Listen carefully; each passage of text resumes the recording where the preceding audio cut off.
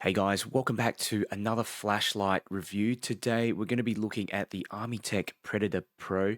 And as you all know, I'm really into long distance tactical lights, but lately I've been getting more into these warmer LEDs. As you know, I tend to pick out that 6500K LED option when it's available just because it's brighter, there's some additional throw. But I'll go through a little bit later why I've been more kind of interested in these warmer LEDs when we talk about the LED inside this light. But I've seen sort of reviews of this light and also checked on the website, and I was really interested in actually trying this one out. And as you guys know, I've reviewed a few Armytek lights before, been very impressed with the build quality, performance, and attention to detail with their lights. So I reached out to Armytek and they sent me a sample of the Predator Pro Kit for the purposes of this review. Overall, I'm really impressed with this light. It's built like a tank, performance is amazing, and I'd say it's in my top 5 tactical flashlights that I'd carry around. So let's take a look at what you get in the kit. There's obviously this is the box and there's some specifications. You can pause the video if you want to look and check out those specifications. So this is what you get inside the extended kit, and I'd say this is more tailored towards those who need the extra accessories, maybe want some extra value for money. And if you're a hunter, especially if with these additional accessories, I'll go through each of them for you. But basically, you get a additional battery, okay, 18650 cell, and it's Armytek wrapped cell, 18650, 3500 milliamp hour. I think this would probably be a Samsung cell. It's rated at 10 amps, which is really important to have. Armytek say you need to use a 10 amp cell. Okay, it does accept non-proprietaries as well. It looks to be unprotected. There's one that actually came in the light itself. So this here is the Predator Pro. Really lovely, sleek sort of design. Okay, it did come with the clip and the little grip here, tactical ring here as well.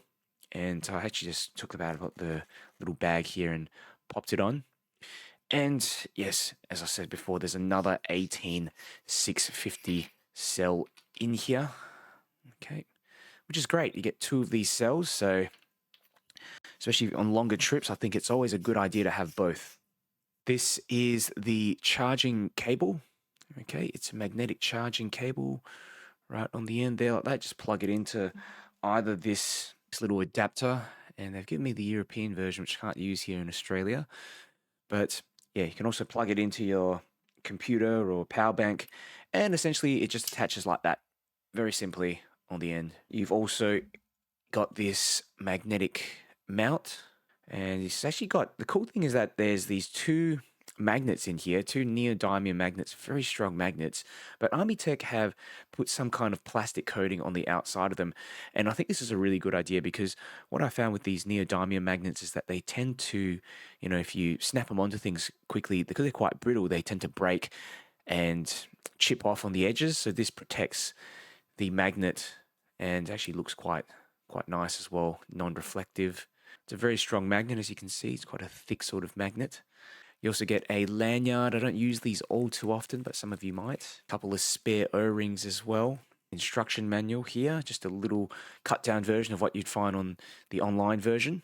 A couple of these little mounts as well. This is something really cool. This is the MRS01, which they've included. It's a wired switch.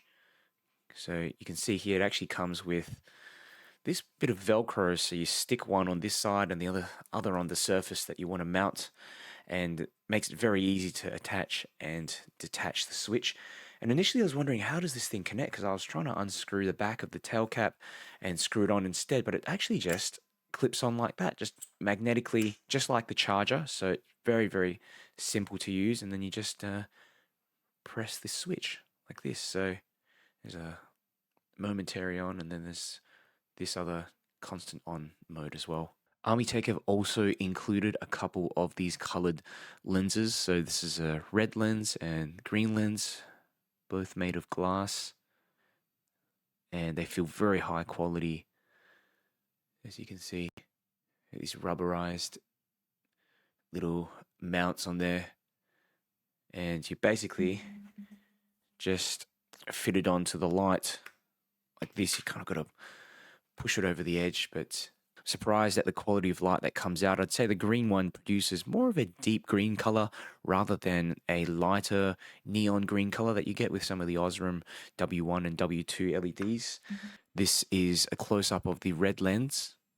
And one thing I find is that the red lens does actually reduce the light put significantly, but it's great for nighttime use and still produces a significant amount of throw as well. You do get a nice little nylon holster and very well constructed. You can see how thick that nylon is, and Velcro there on the back. You've got this button that's reinforced also by Velcro, so you can basically just loop your belt into that. There's also a metal ring up the top there for additional mounting. Here is a side-by-side comparison of the Predator Pro right next to the Doberman Pro. It is definitely larger, it's longer, and also the head has a little bit wider in the bezel.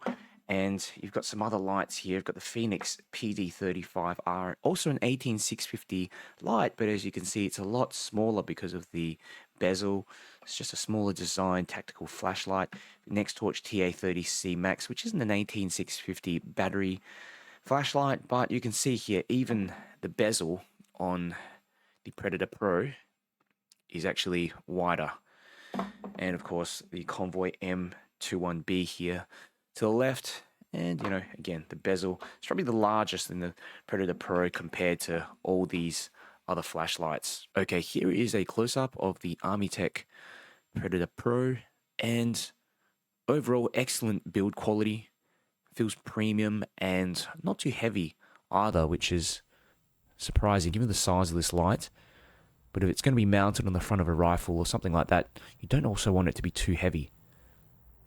Looking at the little cutouts, all the little designs on the tail cap, small little cutouts there as well, even the wording, there's no imperfections at all. And one of the things I really love about this light is this matte black finish, and it's also extremely grippy, this anodizing.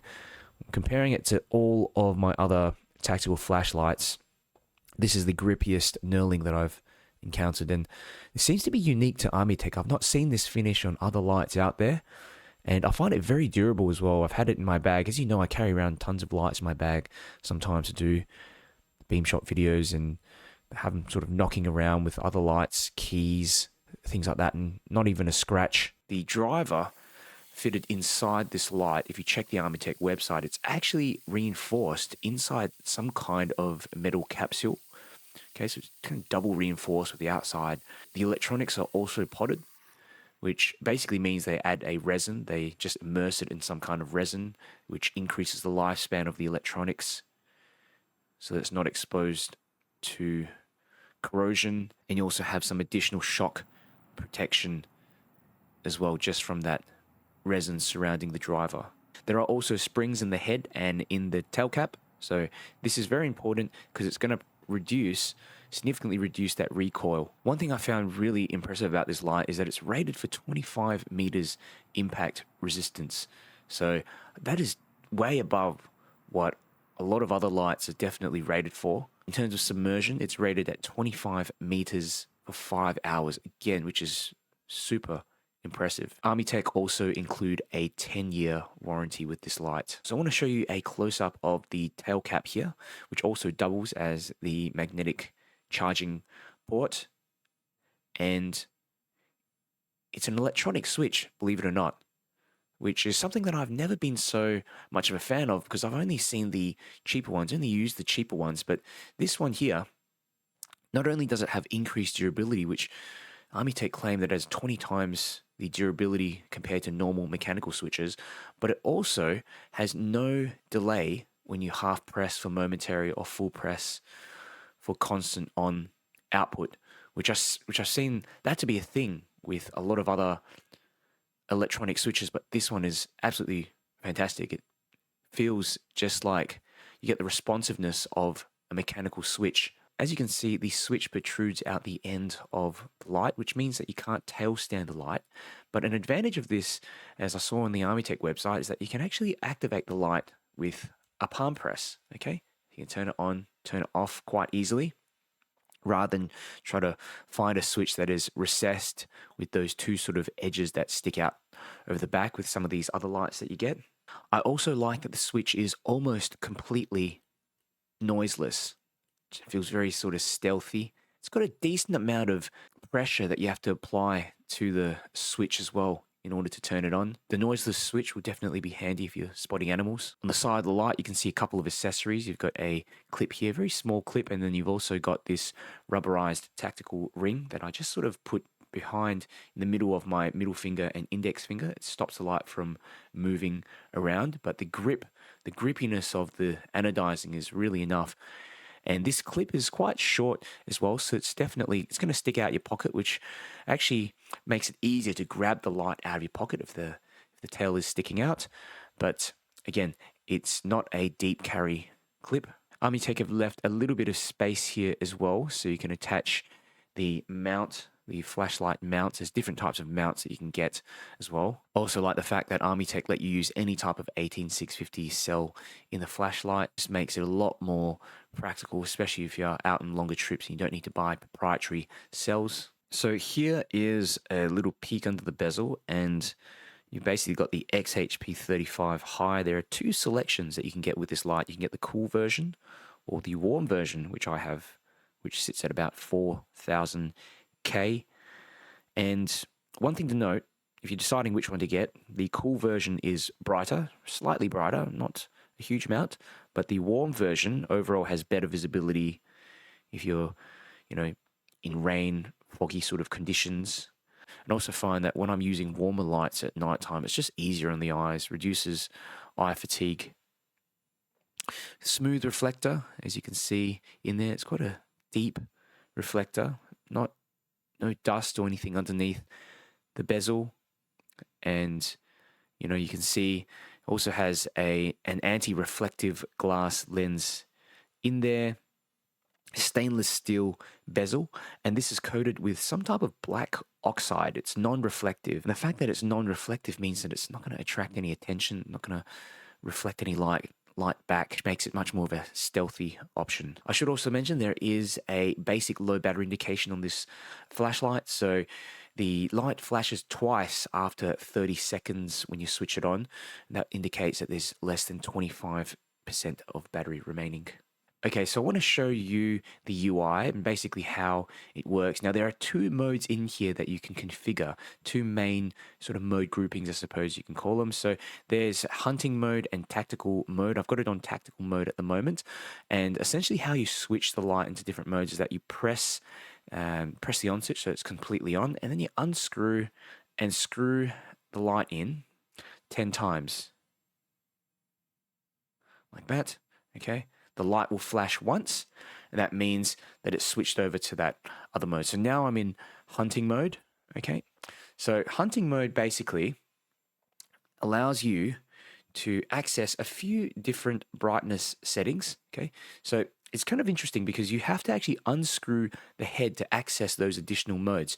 Now, with the head completely screwed in, every time you press that on switch, it's always going to go to turbo mode, and half press also momentary turbo mode. But if you unscrew, okay, now this is in hunting mode, and what I do is that I just half press, okay, it's very hard to see, but there's 3 different modes. So there's main 1, main 2, main 3. So almost like a low, medium, high mode. I keep it in this mode a lot of the time, this hunting mode, because it just makes the light more usable for a larger variety of situations. You can also program a strobe mode in there. I don't do that. I think it's just unnecessary. So we'll screw the head back in completely, and I'm going to switch this over into the tactical mode. So another 10, 1, 2, 3, 4, 5, 6, 7, 8, 9, 10. Okay, the lights flashes once, and now we're in the tactical mode. So in tactical mode, pretty much the same. When the light is screwed in, full press gives you turbo, half press gives you momentary turbo. Okay, now when you unscrew the light, the head of the light, and you half press or full press, you now have access to strobe, one-step strobe. There's 2 types of strobe modes. There's basically a high strobe mode, and there's a low strobe mode. Okay, it's difficult to see in camera, but you screw and unscrew the head in. Okay, toggles in between the high and low strobe mode. Same thing goes when the head is completely screwed on. Okay, what you can do now is unscrew, screw it back in, and toggle between turbo and a lower mode. Okay, and the great thing is that it also remembers. So, because I've put it on the lower sort of output mode here, it's now remembering the lower output mode on tactical mode. Now, if you unscrew, screw it back in again, now it's remembering the full turbo output. Does take a little bit of time to understand that sort of unscrewing and screwing back in feature to access the different modes, but once you get it, it's actually quite simple. The good thing is that the Predator Pro also remembers whichever mode you've left it on last, so whether you're in hunting or tactical mode. So I ran a bunch of ceiling bounce tests, and you can see the first one here is on turbo, starts out at 100%, quite impressively manages to hold that output just before the 2-minute mark before it steps down to roughly 50% of its output. You can see just after the 4-minute mode, I've reactivated turbo to see if it will do that. Reactivates again and steps down about 30 seconds after. So you can see there's definitely some type of temperature regulation in there, which is good. And the light steps down to the same value, so about that 50% mark. So I'm quite impressed that the light actually lasts nearly 2 minutes on turbo. A lot of these lights tend to last 30 seconds to 1 minute. Wasn't too hot as well, still comfortable to hold. So I ran a second ceiling bounce test on the main 3 mode, which is 300 lumens. No issues there, holds the 100% output for 25 minutes of the test. These are a few measurements I took on my Opal Light Master Pro, and you can see here on the turbo mode, 467 meters of throw, 71 CRI, and CCT was 4,200. Now you can see on the lower modes, main 1, 2, and 3, you have some reduced throw outputs, and the CCT is a little bit less, so nearly 4,000 to 4,100K mark. Also did a couple of tests on the red and the green filter. With the red filter on, I got 92 meters of throw, and the green filter 198 meters of throw. So you can see definitely the red filter does reduce down the light output and the throw significantly, but it is good for nighttime use, especially if you don't want to block out your night vision, ruin your night vision. Also important to mention that these figures may be slightly off because the light meter I'm using is not a professional light meter, so plus or minus 10% within these figures. I really like the beam profile on the Armytek Predator Pro.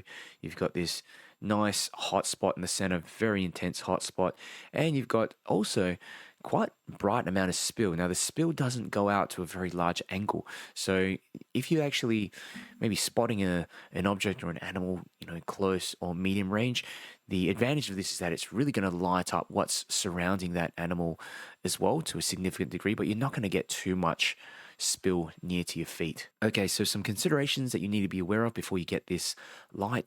Price, of course, that's a big consideration. It's a premium tactical flashlight, but you do get so much value and peace of mind if something breaks. You're also paying for that attention to detail, that quality of this light as well. Another thing to keep in mind is that that head is also significantly larger than a lot of my other tactical flashlights, 18650 tactical flashlights. Okay, so it's not going to fit so well in your jeans pocket, not comfortably anyway, though it does come with a holster and a clip that you can attach onto your belt. And that's one of the things, if you do want a light that throws a significant distance, you need to have generally speaking, you need to have a larger bezel. Third consideration is that this unscrewing and screwing in of the head in order to access the different modes is definitely more hands-on than when you have a side switch style flashlight. Okay, the advantage though is that it does prevent accidental mode switches. I do find with other flashlights, other tactical flashlights, they either have a second tactical switch here in the back, so like a dual switch or a switch on the side, and sometimes if I'm not careful I can actually press that other switch and change the modes accidentally from turbo into low, which is definitely not ideal, especially if you're in a self-defense situation or if you just need to access that turbo mode very, very quickly without any issues. With this sort of design as well, you do get much better ingress protection from water and dust. You've got dual O-rings as well on the head. The fourth consideration, like I mentioned before, is that you're not going to really get any spill near your feet, more so around that centralized hotspot. Overall, this is one of my favorite tactical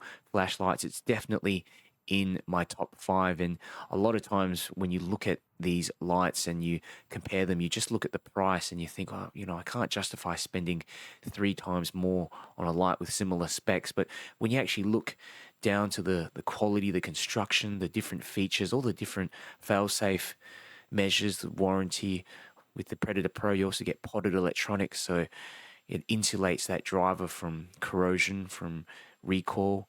25-meter drop resistance. I mean, this thing is just built like a tank. It's a serious tactical flashlight, and definitely recommend it. So if you're interested, go ahead and check out the link in the description. There is a discount link that you can access and get this light for 15% off. And if you have any questions, drop a message in the comments below. Surely I've missed out a few things here and there. And if you like the video, you found it helpful, do me a big favor, click the like button on the video. It just helps me to get it out to more people. It doesn't cost you a cent. And if you want to keep updated with the latest flashlight reviews and news, make sure you subscribe. And I'm underneath the bridge right now, so let's have a look. It goes all the way to the back where those cars are passing through on the other side. There's water up ahead.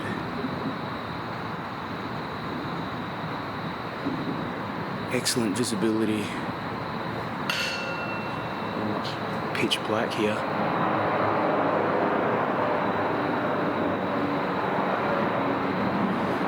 Put it onto some of the lower modes as well. Low. Main 1. Main 2. Gotta tap it in time. 1, 2, 3. So main 1, main 2, main 3. Even on these main modes, visibility is fantastic. Armytek Predator Pro, and this is straight on to turbo. Down these train tracks, very easy to see what's going on. You've got the sign that's just reflecting back a whole heap of light. Okay. Excellent visibility, and I like how everything sort of looks quite natural under this 4000K light as well. Now what I'll do is that I'll switch into the other modes just to show you what they look like. So 2, 3, 1, that's the main 1 mode, main 2, okay, and main 3 mode there. Okay, still some decent amount of throw, and yeah, as you can see with the hotspot, most of the light is focused around the center of the beam. Okay, I'm going to go for a little walk so you can just see what it looks like on turbo.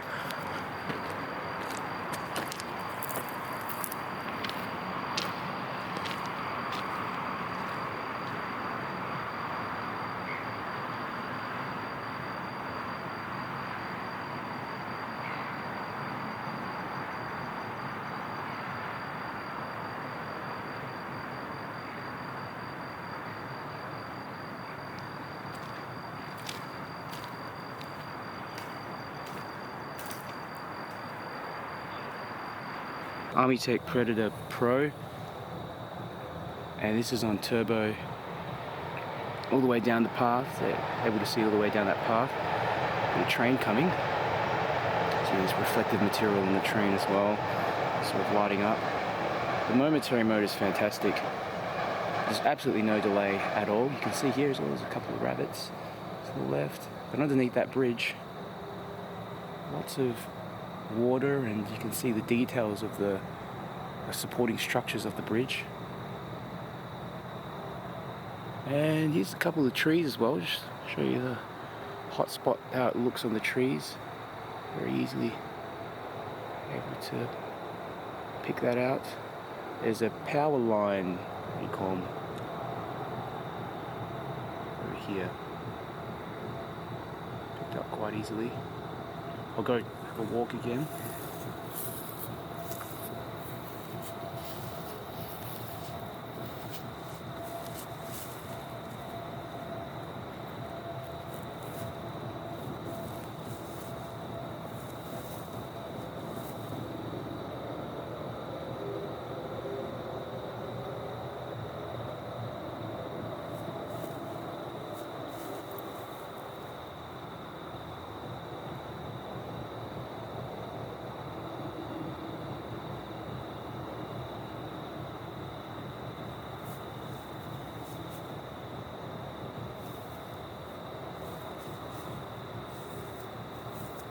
across the river.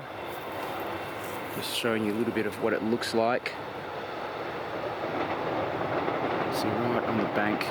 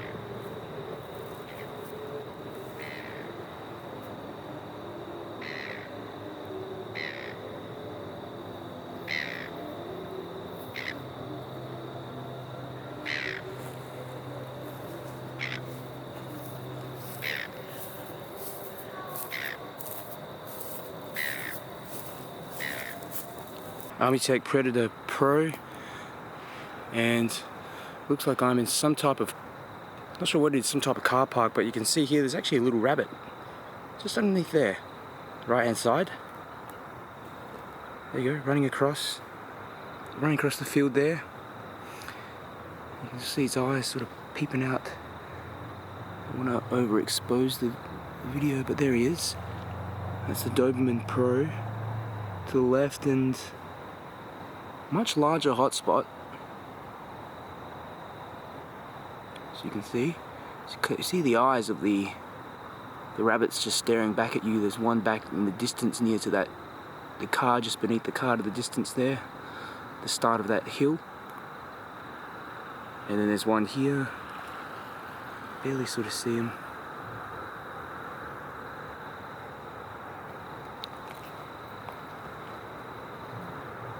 Back to the Predator Pro. Almost like he's just stunned looking at the light. Tons of visibility. You can see out there's a bridge all the way out to the back. I think there's a train actually coming, you can hear it. Just lower the brightness so that it can pass by. It looks like some kind of metro train. You can see lots of reflective material on the train as well that just reflects back that light. I'll go for a little walk so you can see the beam profile a bit better, but as you can see, the spill is very much confined to a small sort of section in the front, not to my feet, but it does provide a great deal of illumination if you spot, say if you spot an animal, target or whatever, you'll be able to see anything around it quite easily. There's a couple more rabbits there right in the back. Probably difficult to see there on camera. There's 2, 3, 4, 5. You can see their eyes just sort of shining back. 1, 2, 3, 4, 5. So I'll go for a little walk.